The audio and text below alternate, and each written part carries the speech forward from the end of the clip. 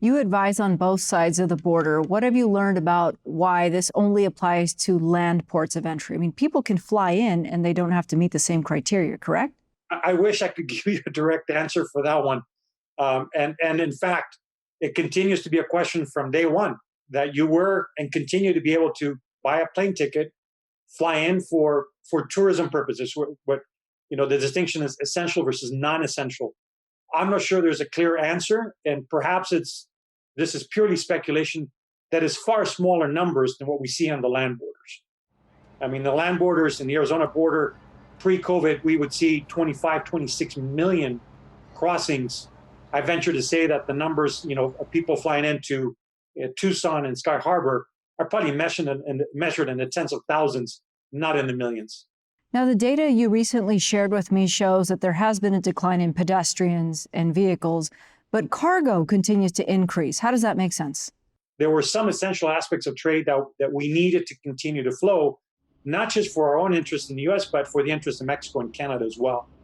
So they're, very quickly into the pandemic and after the restrictions were implemented, March, April, May, by June, North American supply chains started reopening. If you recall, automotive, aerospace, and some mining started reopening in June, July of last year.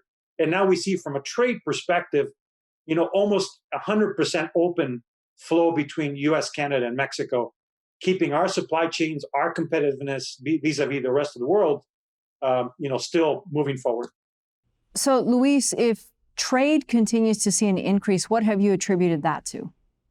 So consumption is up in the US. That also has spillover effects into Canada and Mexico. We were looking at the trade numbers for the period of January through May, which are the latest numbers provided by the US government. And the Arizona trade with Mexico and Canada for those 5 months is up 13.3% over the same period of 2020. Double-digit growth rates is significant. I'm already betting that by the end of this year, we'll set a significant new record, probably closer to 440,000 trucks, if not more, crossing into, this is northbound traffic from Sonora into Arizona, which is our previous record was 414,000. It's a significant growth that we're seeing in trade. Last week I was in Nogales, and the mayor is concerned that people have grown accustomed to this latest to these travel restrictions, that Mexicans will stay in Mexico and they will no longer need to come into the U.S. and shop. What do you say? There has been a somewhat of a renaissance for Mexican retail because people are not as able to cross the border and go shopping. But unanimously, every conversation I have with people, particularly in the border region, whether it's Sonora, Baja California, there's this pent-up demand that once the border crossing restrictions are lifted, you're going to see this mad rush for the border of people who are legally applying for entry into this country. They want to go shopping, visit family. Many of them own property, own a house, or have a condo, and they haven't been able to see those facilities or your friends or your family, and going essentially in a year and a half.